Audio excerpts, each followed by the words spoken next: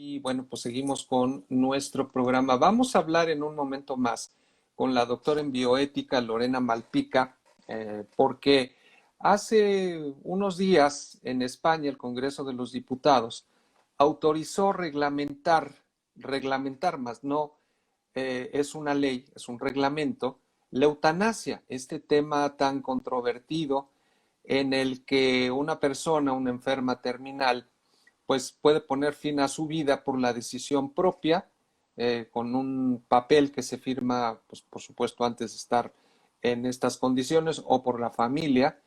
Y pues este tema únicamente 4 o 5 países en el mundo lo tienen reglamentado, legalizado. Y vamos a hablar de eso en un momento con la doctora Lorena Malpica, nada más que mande aquí su solicitud para unirse en este reporte. Bueno, esto que nos platicaba Elena Castañón, está en el Museo Internacional del Barroco en Puebla, la exposición de Leonardo da Vinci. Bueno, hablábamos hace un momento de el COVID. Hay muchísima información que está en los medios de comunicación porque se cumple precisamente un año de que se decretó esta pandemia en el mundo y en Londres, ya lo comentábamos hace un momento, la gente hizo una jornada de recuerdo, encendió velas, sus celulares en la puerta de sus casas para recordar a las personas que han muerto y a todos los trabajadores de salud que están poniendo su mejor esfuerzo. Pero bueno, ya está con nosotros la doctora Lorena Malpica, a quien le doy la bienvenida. Doctora, muy buenas tardes, bienvenida.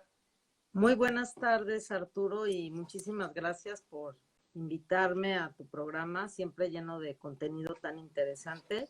Y pues un saludo a tu audiencia.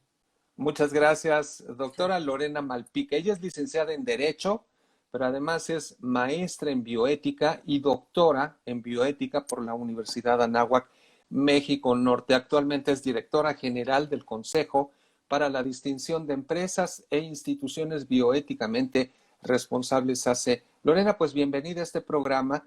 Y la intención de invitarte fue por esta información que nos llegó de España hace unos días, en que el Congreso de los Diputados reglamentó la eutanasia. Yo quisiera preguntarte, empezando por ahí, por la parte esencial, ¿qué podemos entender nosotros como eutanasia? Bueno, yo creo que como dices, es muy importante entender el concepto, porque a veces se confunde con otras palabras, ¿no? Y la eutanasia es la acción u omisión que provoca la muerte de un enfermo terminal o de un enfermo que tenga, bueno, de una persona que tenga una enfermedad degenerativa, crónica e imposibilitante. Incluye también esos aspectos, esta ley. Y hay dos tipos, bueno, hay dos tipos de eutanasias, la activa, que es una conducta de acción que provoca la muerte, y la pasiva, que es la de omisión, que es no darle por ejemplo, un medicamento al paciente o retirarle el agua y la alimentación o el respirador a una persona para provocarle la muerte. Y bueno, yo quisiera decir que hay dos palabras con las que se confunde mucho el término de eutanasia, que valdría la pena, y que me habías pedido que comentara, Sí, entre claro. la diferencia entre eutanasia. Hay dos palabras muy importantes que no son eutanasia, pero se confunden a menudo. Una es la distanasia, que es prolongar la vida a toda costa de una persona que ya no es posible que siga viviendo.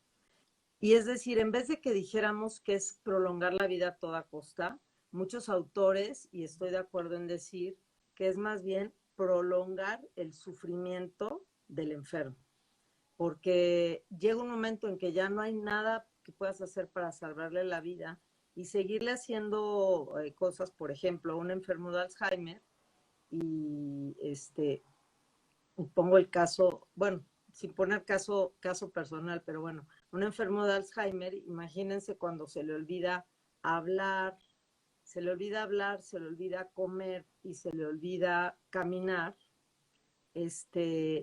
y pues le dice el doctor a los familiares que le pongan una sonda gástrica. Y poner una sonda gástrica pues implica una intervención quirúrgica, implica que la persona pues viva más tiempo así, que bueno, fue el caso, pues, se puede compartir, ¿no? Aquí Sí, en el claro. programa. Fue el caso de mi padre, que en paz descanse. Nos decía el doctor que le pongan una sonda gástrica, pero uno piensa, yo la verdad estaba chica y no sabía, pero dices, estaré tomando la decisión correcta. Esa decisión por ley le correspondía a mi mamá, porque primero está el cónyuge, luego deciden los ascendientes y luego los descendientes. Y y comento que también algo que nos ilustró mucho es que fue un sacerdote a verlo y el sacerdote comentaba que le dijo, hija, no vale la pena que le pongan una sonda gástrica porque nada más es prolongarle el sufrimiento. Y entonces lo que se recomienda y lo recomiendan países, incluso ahorita la gente que está en contra de la legalización de la eutanasia en España lo ha mencionado, son los cuidados paliativos, ¿no? Tú, en vez de ponerle una sonda gástrica, pues lo puedes dejar en su casa tranquilo, darle cariño, darle medicamentos para el dolor, apapacharlo, darle hidratación, darle, por ejemplo, si se le antoja un poco de helado, un poquito de agua, etcétera. Y pues cariño en todo momento y limpieza, que es lo que me dice. Y eso es el otro término al que me quería referir. O sea, la distanasia es también llamada encarnizamiento o ensañamiento terapéutico. Porque, pues imagínense ponerle a una persona que ya está tan mal una sonda gástrica, lo único que va a hacer es que a lo mejor se prolongue su vida 6 años más en condiciones, pues que realmente muy penosas, ¿no? Muy penosas en el sentido Sí, del el sufrimiento dolor, su y del dolor. dolor. Sí, se Y del dolor, prolonga su dolor, ¿no? se Alarga prolonga la su vida dolor, sin alarga la vida. necesidad. Y entonces, pues, hasta la propia religión católica está a favor de los cuidados paliativos. Y bueno, y sin meter religión, la corriente personalista y bioética y muchas personas están a favor de los cuidados paliativos. Ahora, estos cuidados paliativos, aplicarle a un enfermo los cuidados paliativos es ya lo que se determina ortotanasia. Es que una muerte es una muerte natural, pero sin dejar al paciente sin cuidados paliativos, que es lo que acabo de mencionar y rapidísimo lo vuelvo a decir, hidratación, limpieza, un poquito de alimentación, lo que la persona se quiera comer, cariño, yo creo que es importantísimo, Sí, poner claro. la música que le gusta, etcétera, y que la persona pueda pues morir en paz. Y una cosa muy importante, cuando la persona ya está sufriendo demasiado, se le puede sedar, se le puede dejar inconsciente y de esa forma la persona pues sí, desgraciadamente va a morir, pero no va a sufrir. Y entonces Exacto. yo No va a estar creo atada a un respirador, ¿no? En un que hospital, con y todo se lo que le representa eso. sí, y se le llama ortotanasia y muchos le llaman la muerte correcta, ¿no? Y no es eutanasia, tampoco es distanasia. Ajá. Pues es importante conocer estos tres términos porque se contraponen, que son distintos Sí. ellos tres. Pero ya que mencionabas tú a la religión católica, déjame preguntarte, ¿qué es lo que dicen las diferentes religiones, las religiones monoteístas como las conocemos, sobre la eutanasia? Pues mira, yo te diría que justo en octubre del 2019 se reunieron tres líderes religiosos, con un líder católico, un líder del judaísmo, representante del judaísmo, y un líder representante del islam, y con el Papa Francisco, y pues las tres, como has mencionado, religiones monoteístas, están en contra de la eutanasia y están a favor de los cuidados paliativos, están a favor de la ortotanasia, que es lo que mencionábamos ahorita de los cuidados paliativos.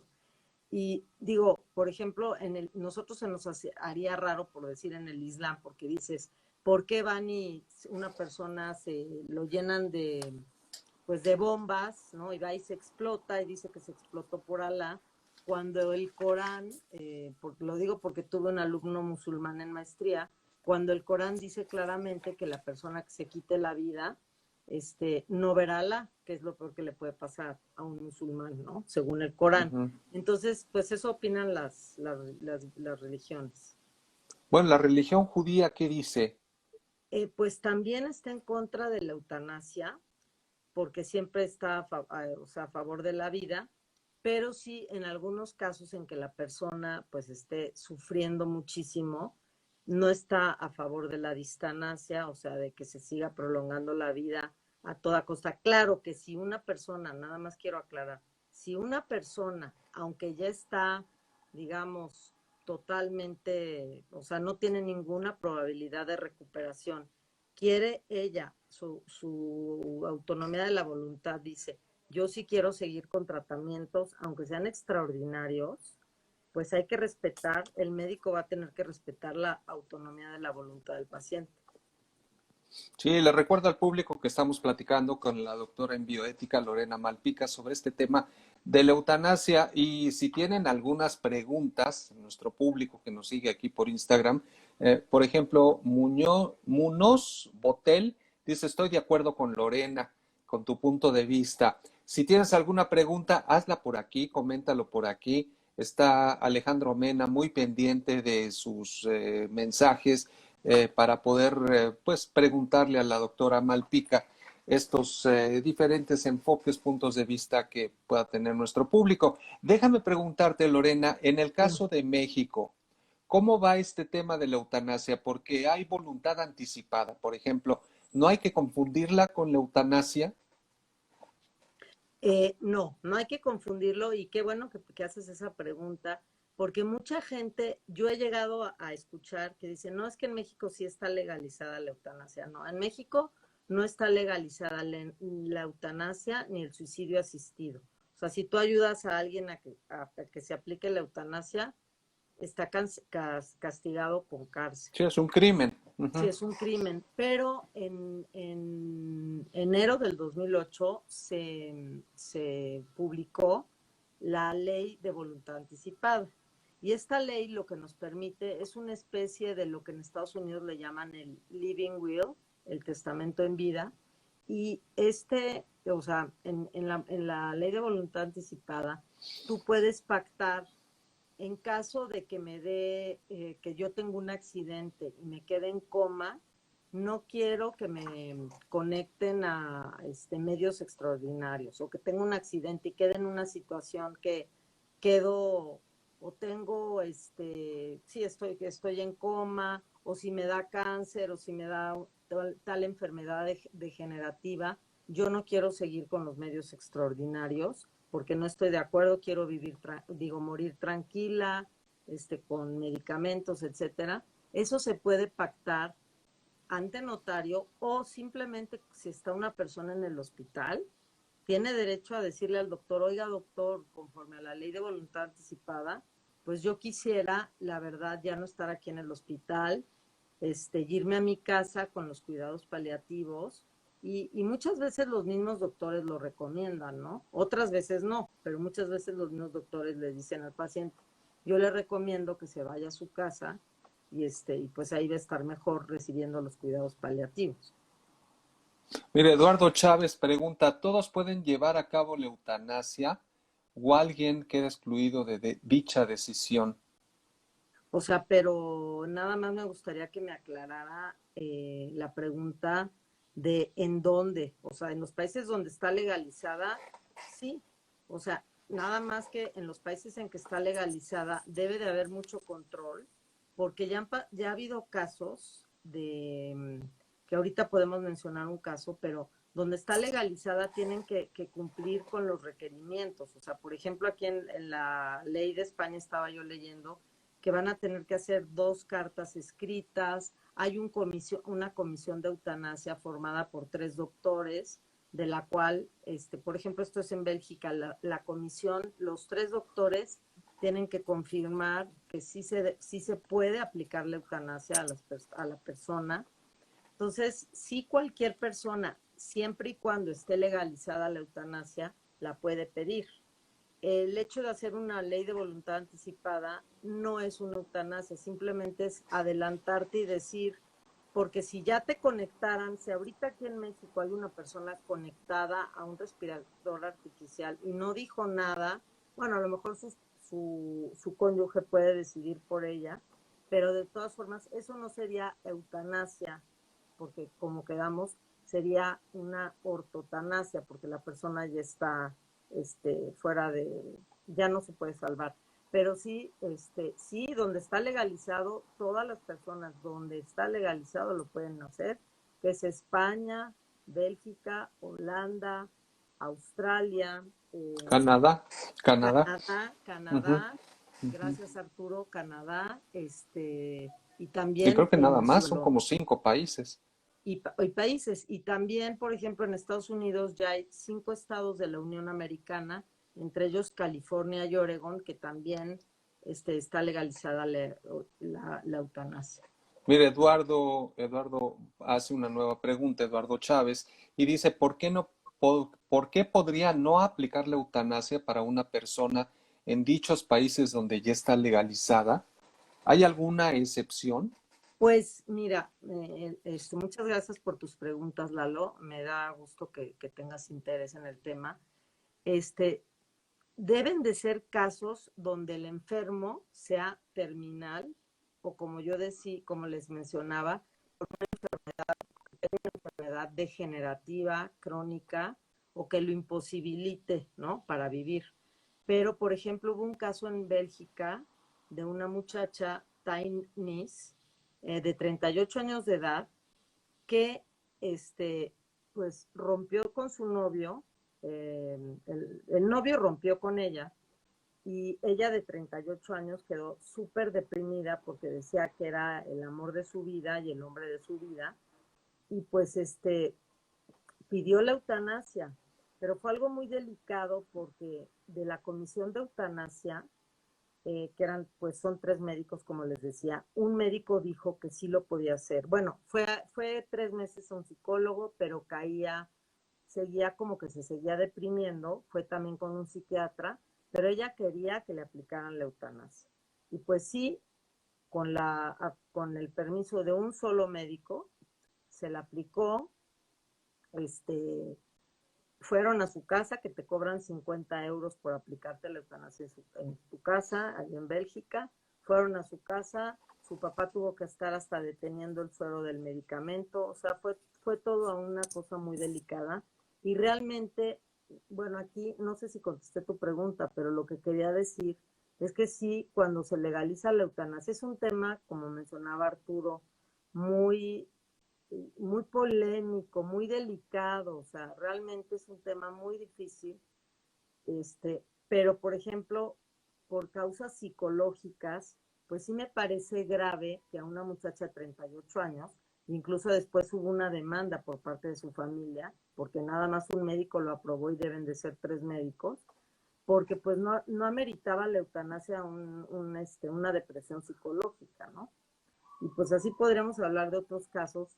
Por eso hay que tener tanto cuidado y debe de estar muy Sí. bien reglamentada. Y también te comento otro caso rapidísimo de una monjita que tenía cáncer, quería ella padecer sus dolores por ciertas razones, a lo mejor religiosas, si tú quieres, o de tipo personal, y le aplicaron la eutanasia sin su voluntad.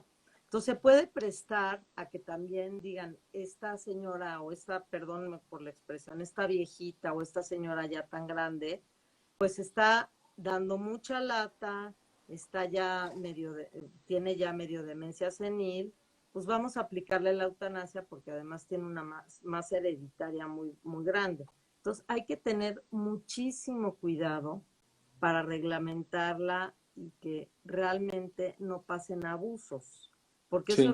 eso es lo que preocupa, ¿no? Los abusos y los excesos. Por último, Lorena Malpica, doctora en bioética, a quien le agradezco que haya tomado estos minutos de haber platicado con nosotros. Déjame hacerte una pregunta muy concreta.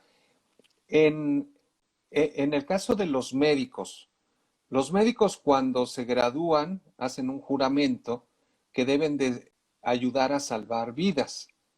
En este caso, con la eutanasia, lo que están haciendo es terminando una vida. Hay cierta, oposición por parte de médicos de aplicar la eutanasia en estos países que ya la tienen reglamentada. Sí, claro, hay mucha oposición, porque la verdad, como tú dices, a los médicos los enseñan a salvar vidas, no a terminar con vidas. Pero lo que hacen los médicos, que pues sí creen que el derecho a morir dignamente o la eutanasia, a veces le llaman así a la eutanasia, que pues es un derecho que todas las personas tienen y ellos, pues yo creo que quizás están faltando a su juramento hipocrático, pero están los que trabajan en esas comisiones de eutanasia, pues sí, no pueden decir, ah, ya me eché para atrás porque, pero sin embargo sí existe la figura de objeción de conciencia y si a un médico le dicen, oye, ¿sabes qué? Que tienes que ir a aplicar una eutanasia, y él dice, yo no voy por mi objeción de conciencia, o sea, por mis creencias religiosas y por mis creencias personales o por mi juramento hipocrático, yo no quiero aplicar la eutanasia, no lo pueden forzar. Sí, pues queda clarísimo. Pues Lorena Malpica, muchísimas gracias por haber tomado estos minutos, habernos dado estos elementos para pues ir formando mejor nuestra idea, nuestro conocimiento sobre lo que es la eutanasia, estos países en donde ya se aplica y hacia dónde vamos como mexicanos. Todos hemos pasado una buena mayoría de nosotros hemos pasado por casos en los que ves a un familiar que ya está en unas condiciones pues muy deprimentes, que ya no tiene expectativas de vida, y en donde dices, bueno, aquí lo mejor es que se vaya con tranquilidad, que se muera naturalmente, pero que no esté intubado, que no se le apliquen esfuerzos sobrehumanos para conservar su vida cuando ya no tiene remedio. Muchísimas gracias, Lorena, por habernos puesto todos estos puntos sobre la mesa y habernos aclarado muchísimas dudas. ¿En dónde te podemos seguir? ¿En dónde Pues te mira, contactamos? si quieren en mi Instagram o también si tienen cualquier pregunta que me quieran hacer, con muchísimo gusto, en mi correo de la universidad, que es Ujú. lorena.malpica@anahuac.mx. Yo prometo ponerme en contacto con ustedes. La verdad sí es un tema muy polémico, muy delicado, y como última cosa, nada más quisiera decir que no debemos juzgar a las personas, ¿no? Porque muchas veces, hasta que uno está en los zapatos, sabe qué haría realmente. Sí, Entonces, exactamente, no debemos. exactamente. Bueno, Arturo, ya no te quito más tiempo de... No, para nada. Muchísimas Muchísimas gracias por gracias. invitarme a tu programa y muchas gracias a todos los que lo escucharon, por su atención. Yo soy el que te agradece, Lorena. Muy buenas tardes y pues estamos en contacto. Claro que sí, Arturo, que estés muy bien. Gracias. Ella es la doctora Lorena Malpica, especialista en bioética.